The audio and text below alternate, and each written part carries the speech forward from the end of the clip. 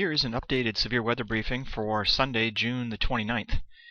We are expecting another round of severe weather today. There are some showers and thunderstorms moving through midday here, but there could be some redevelopment as we go through the afternoon and evening.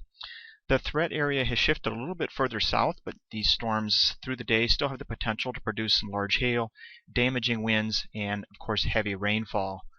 A little bit higher confidence going into tomorrow as the entire weather system starts to shift a little bit, and we'll see development through the day on Monday with perhaps a line of storms that could again bring a large hail, damaging wind, and heavy rainfall threat as it starts to move on out.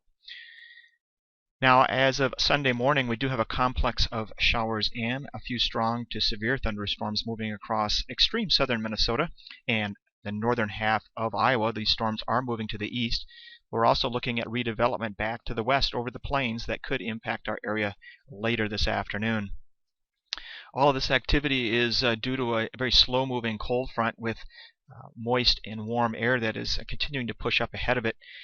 This cold front will continue to slowly move east and south the next couple of days, and it is that frontal boundary that will be laid up both later today and tomorrow across parts of Iowa and into Wisconsin that will be the focus for redevelopment of rounds of showers and thunderstorms.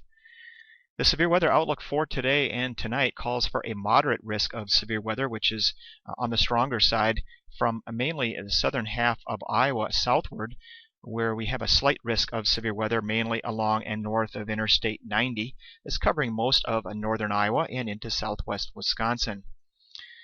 For tomorrow, still a slight risk of severe weather a little bit further to the south and east, but still covers mainly parts of Iowa and into the southern half of Wisconsin. Now, how the thunderstorms might look on radar is going to be highly variable today, but as one example, we do have this idea of a few of these lingering showers and thunderstorms still around through the early afternoon, with perhaps more development back to the west. As we go through the afternoon, again, a bulk of the focus could shift into parts of central Iowa, but there could be other development across the rest of the area.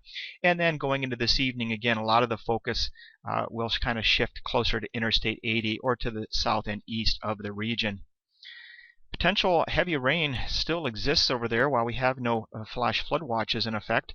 It's very possible that areas could pick up another inch or two depending on where these thunderstorm clusters track. But the overall threat for heavy rain will be shifting a little bit further south and east each day. So for total impacts today, again, potential for damaging winds, large hail, and heavy rain. Highest risk both today and tomorrow is probably across northeast Iowa and southwest Wisconsin, but all areas could be impacted at times, especially today. A lot of the severe storm details will depend on how fast this morning thunderstorm areas move on out and where the redevelopment occurs.